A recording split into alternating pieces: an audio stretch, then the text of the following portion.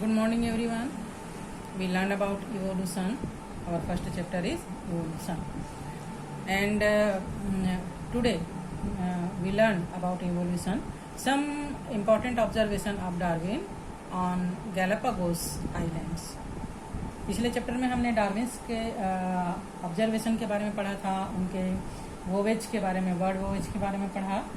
आज हम इसी सीरीज को आगे बढ़ाते हैं और देखते हैं some important observation of Darwin on Galapagos island. जब डार्विन जो है वो HMS बीगल के थ्रू, है ना, ये शिप बहुत बड़ा शिप था जिससे वो वर्ल्ड वोवेज पे निकले थे और उन्होंने डिफरेंट टाइप्स ऑफ आइलैंड्स में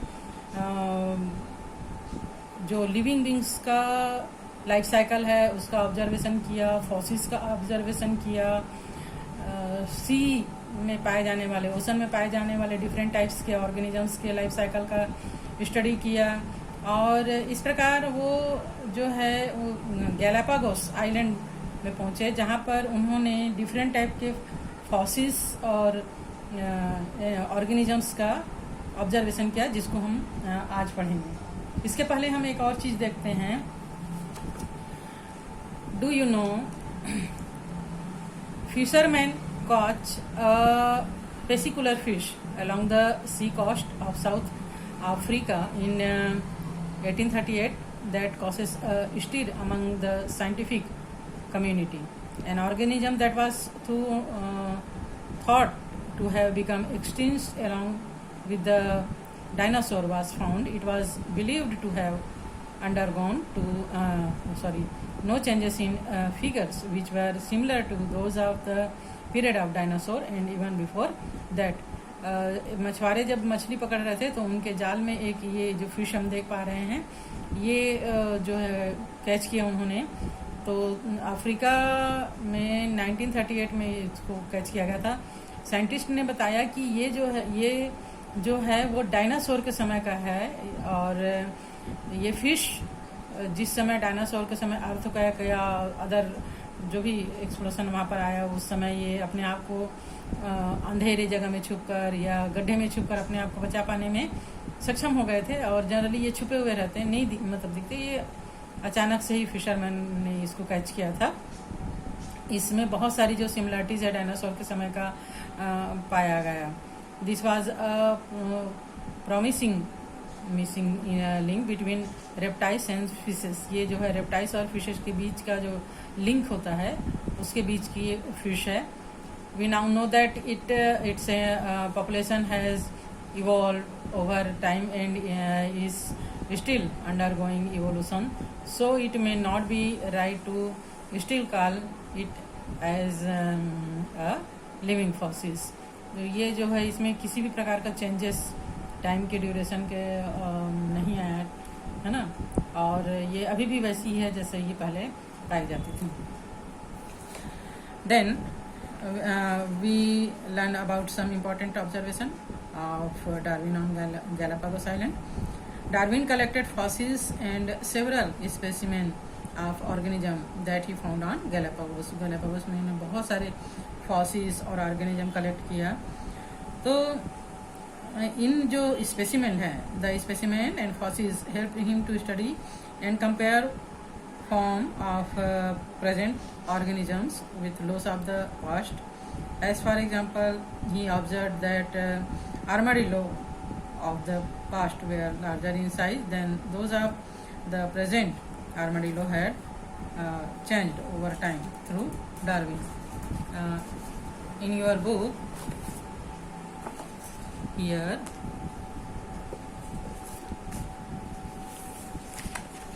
in your book page number 6 here you saw armadillo's figure, ancient armadillo and present armadillo।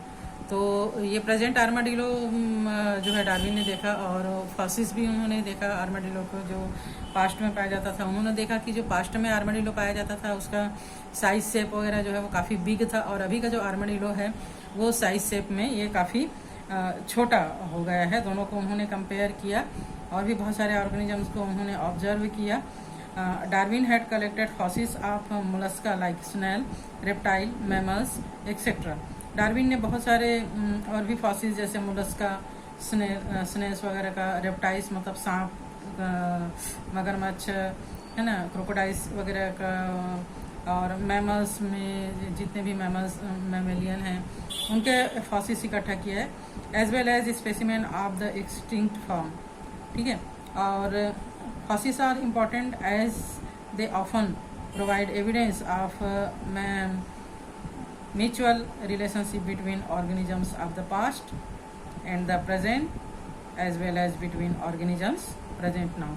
fossils मैंने आप लोगों को पहले भी बताया था, लाखों करोड़ों साल पहले जो ऑर्गेनिजम्स थे वो किसी भी अर्थक्वेक के कारण या किसी भी आपदा के डिसास्टर्स के कारण मिट्टी के अंदर, खास करके सेडिमेंट्री रॉक्स के अंदर जो है वो क्या जाते हैं, दब जाते हैं, और उसका बहुत खूबसूरत सा पिक्चर उसके बॉडी के पार्ट का या पिक्चर या फिर उसका स्केलेटल वगैरह जो है वो इसमें दब जाते हैं, और बहुत लाखों करोड़ों साल बाद जब हम उसकी खुदाई करके इसको निकालते हैं तो वो कहलाते हैं फॉसिल्स। तो बहुत सारे जो ऑर्गेनिजम्स हैं उसके फॉसिल्स खुदाई करके या ऐसे भी बाहर निकल जाता है ये अर्थक्वेक वगैरह के कारण, तो इसको कहा जाता है फॉसिल्स। तो बहुत सारे फॉसिल्स जो है वो डार्विन ने इकट्ठा किए और इनको अभी के जो प्रेजेंट में ऑर्गेनिजम्स हैं उनसे कंपेयर किया और देखा कि इनमें क्या क्या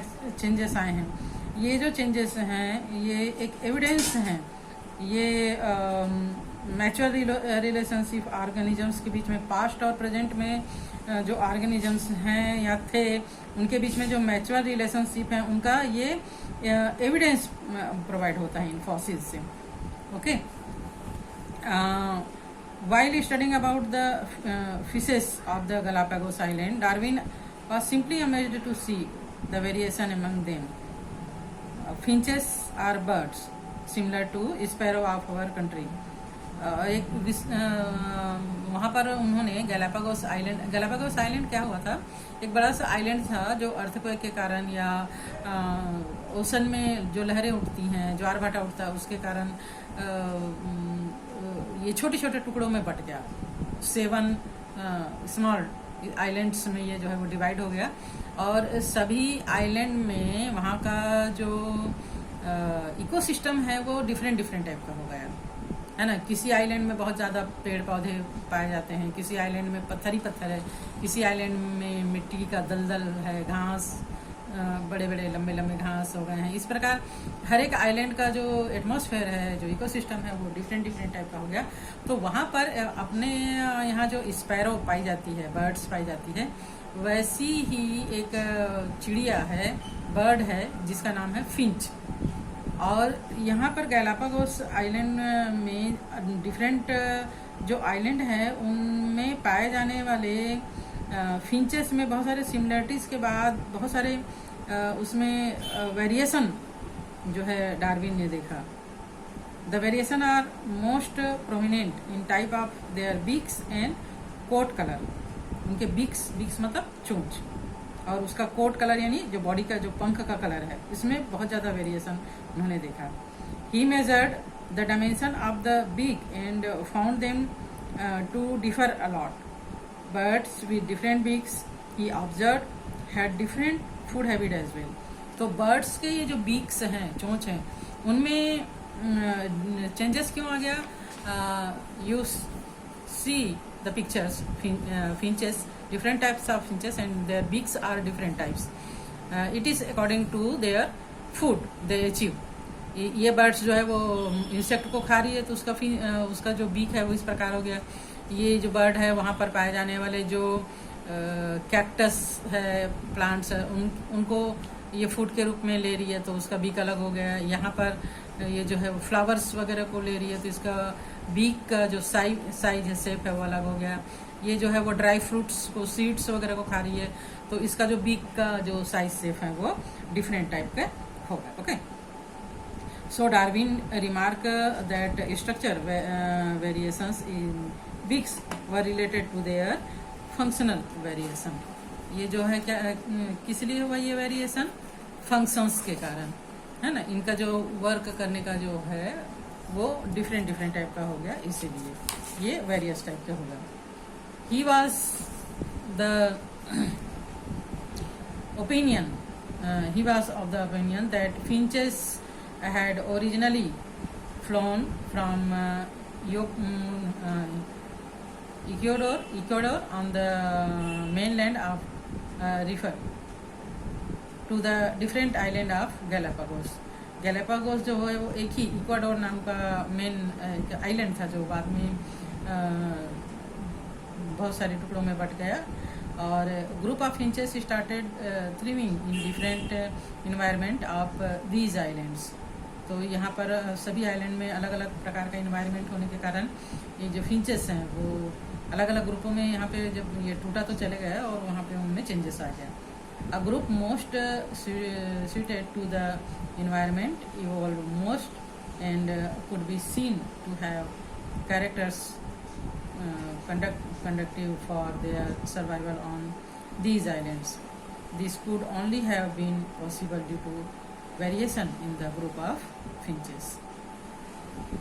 The development of different communities of finches surviving on different islands of Galapagos from a community that had originally come from Ecuador showed that varied finches originated from an apparently similar group.